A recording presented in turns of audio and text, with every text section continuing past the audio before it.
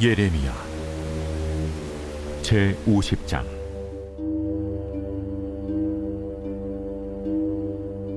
여호와께서 선지자 예레미야에게 바벨론과 갈대아 사람의 땅에 대하여 하신 말씀이라. 너희는 나라들 가운데에 전파하라, 공포하라, 깃발을 세우라, 숨김이 없이 공포하여 이르라. 바벨론이 함락되고 벨이 수치를 당하며 무로닥이 부스러지며 그 신상들은 수치를 당하며 우상들은 부스러진다 하라. 이는 한 나라가 북쪽에서 나와서 그를 쳐서 그 땅으로 황폐하게 하여 그 가운데 사는 자가 없게 할 것임이라. 사람이나 짐승이 다 도망할 것임이니라. 여호와의 말씀이니라. 그날 그때에 이스라엘 자손이 돌아오며 유다 자손도 함께 돌아오되 그들이 울면서 그 길을 가며 그의 하나님 여호와께 구할 것이며 그들이 그 얼굴을 시온으로 향하여 그 길을 물으며 말하기를 너희는 오라, 잊을 수 없는 영원한 언약으로 여호와와 연합하라 하리라. 내 백성은 잃어버린 양떼로다. 그 목자들이 그들을 곁길로 가게 하여 산으로 돌이키게 하였으므로 그들이 산에서 언덕으로 돌아다니며 쉴 곳을 잊었도다. 그들을 만나는 자들은 그들을 삼키며 그의 대적은 말하기를 그들이 여호와 곧 의로운 처소시며 그의 조상들의 소망이신 여호와께 범죄하였음인즉 우리는 무죄하다 하였느니라. 너희는 바벨론 가운데서 도망하라. 갈대아 사람의 땅에서 나오라. 양떼에 앞서가는 순념소같이 하라.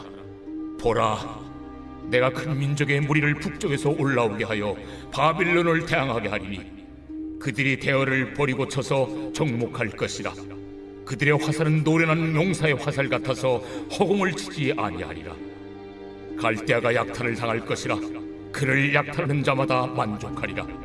할렐루야. 사랑하는 열린문교회 성도 여러분, 오늘도 주님이 주시는 참 평안 가운데 단잠 주무셨습니까? 8월 14일 수요일 하나님께서 허락하신 귀한 하루가 시작되었습니다. 오늘도 하나님께서 주시는 예레미야 말씀을 통하여 말씀의 선명한 기준이 세워지고 그리고 그 세운 기준으로 오늘 하루 살아내시는 저와 여러분들이 되셨으면 좋겠습니다. 오늘 매일 성경 말씀의 제목은 바벨론이 함락되었다라고 되어 있습니다. 유다에 이어 계속해서 이방 나라들에 대한 심판의 메시지가 전해졌는데요. 오늘은 유다를 심판하시기 위해 사용되었던 바벨론을 심판할 것에 대한 말씀과 그리고 이스라엘에 대한 회복의 말씀을 하고 계십니다.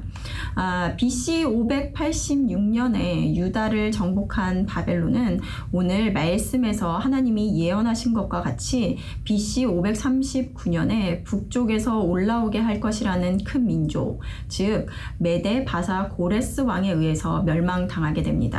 오늘 2절 말씀을 보면 너희는 나라들 가운데 전파하라, 공포하라, 깃발을 세우라, 숨김없이 공포하여 이르라. 바벨론이 함락되고 벨이 수치를 당하며 무로닥이 부스러지며 그 신상들은 수치를 당하며 우상들은 부스러진다 하라. 지금 이 말씀에 쓰여진 시기를 보면 이제 막 근동지방의 강대국으로 떠오르던 바벨론을 향한 심판의 말씀이 전해지고 있는데요. 과연 이 예언의 말씀을 믿는 자들이 얼마나 되었을까요? 왜냐하면 보여지는 상황은 그야말로 주변 나라들을 정복하며 승승장구하고 있는 바벨론을 향해서 멸망이라는 말씀이 아마도 믿기 어려운 말씀이었지 않을까 생각이 됩니다. 그런데 이 믿기 어려운 말씀 뒤에 더 믿기 어려운 말씀을 하시는데요. 오늘 4절에서 5절 말씀입니다. 여호와의 말씀이니라. 그날에 그때에 이스라엘 자손이 돌아오며 유다 자손도 함께 돌아오되 그들이 울면서 그 길을 가며 그의 하나님 여호와께 구할 것이며 그들이 그 얼굴을 시온으로 향하여 그 길을 물으며 말하기를 너희는 오라, 잊을 수 없는 영원한 언약으로 여호와와 연합하라 하리라. 바벨론의 포로로 끌려가 이제 소망도 없고 절망뿐인 이스라엘에게 회복시키시고 다시 하나님께서 약속하신 땅으로 기환시키실 것을 말씀하고 계십니다. 가만 생각해 보면 그들이 바벨론 가운데 살면서 어떤 그럴 만한 힘을 키우고 있지도 않았고 또 어떤 능력이 없는 가운데 어떻게 그 강대국의 손에서 다시 빠져나올 수 있을 것인지, 물론 오늘 말씀에서 다른 나라에 의해서 바벨론이 멸망당할 것이라고 말씀하셨다고 하더라도 이스라엘을 다시 기환시킨다는 것은 전혀 가망성이 없는 말씀이지 않았을까요? 바벨론의 멸망이나 이스라엘의 회복과 기환의 말씀은 그 당시 살아가고 있는 자들에게는 전혀 상상할 수 없는, 말도 안 돼라고 할 수밖에 없는 말씀이었다는 것입니다. 현실을 보나 상황을 보나 말이죠. 하나님의 말씀은 늘 우리의 예상과 상식을 벗어나는 말씀을 하시기에 때로는 우리가 받아들이기가 어려울 때가 있습니다.